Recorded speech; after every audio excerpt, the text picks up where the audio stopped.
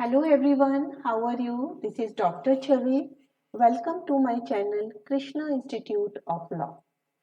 आज के video lecture में हम बात करेंगे कि डाइवोर्स के लीगल कॉन्सिक्वेंस क्या क्या होते हैं। देखिए, मैंने आपको बताया था डाइवोर्स जो है बहुत सारे तरह के होते हैं। हस्बैंड भी तलाक दे सकता है, वाइफ भी ले सकती है, आपका म्यूचुअल कंसेंट से भी तलाक हो सकता है और आपका जुडिशियल डिक्री से भी तलाक हो सकता है। तो बहुत सारे मोड्स हैं तलाक लेने के मुस्लिम लॉ में। किसी भी मोड से अगर आप तलाक ले लेते हैं तो फिर उसके परिणाम क्या होते हैं, आज की वीडियो लेक्चर में हम इस चीज को डिस्कस करेंगे। तो देखिए, सबसे पहला तो है right to contract another marriage. देखिए, जब तक डाइवोर्स नहीं होता तब तक आप पति पत्नी की फॉर्म में रह सकते हैं, लेकिन जैसे ही आपका तलाक होता है तो आप फ्री होते हैं कि आप किसी और व्यक्ति से शादी कर सकते हैं, क्योंकि अब आपका डाइवोर्स नहीं रहा। अब आप लीगली हस्बैंड और वाइफ नहीं है। वाइफ जो है किसी और व्यक्ति से मैरिज कर सकती है और जो पति है वो भी किसी और स्त्री से जो है मैरिज कर सकता है।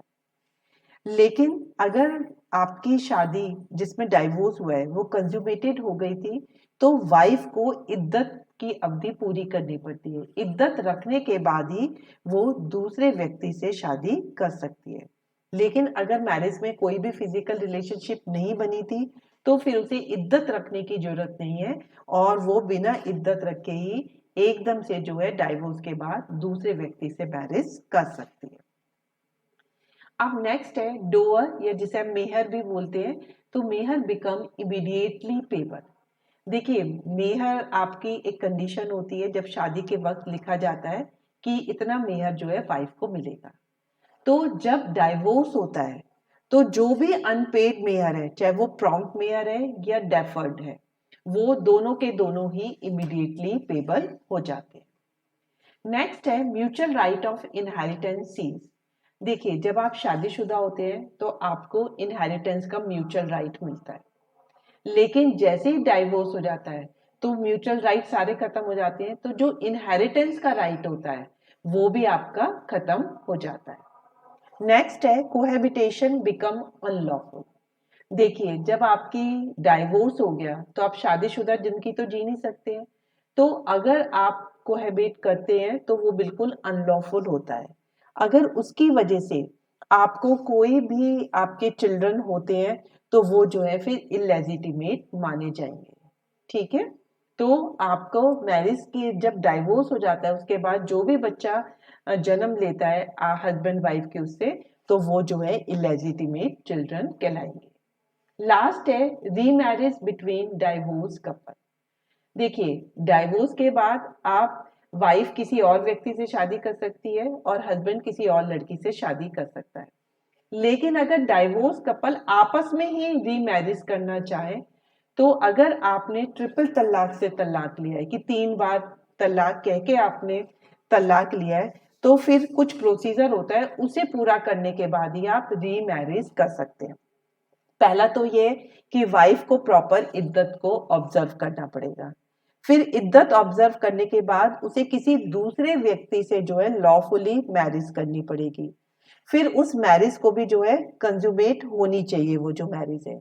उसके बाद जो सेकंड हस्बैंड है वो पहली वाइफ मतलब जो उसकी वाइफ है अब उसको या तो डाइवोर्स दे या उस हस्बैंड की डेथ हो जाए, और उसके बाद फिर वाइफ दोबारा से अपनी जो सेकंड हस्बैंड था उसके लिए इद्दत रखे और फिर ही जो है डाइवोर्स कपल रीमैरिज कर सकते हैं। तो इसका बहुत लंबा सा प्रोसीजर है अगर डाइवोर्स कपल को आपस में ही रीमैरिज करनी है।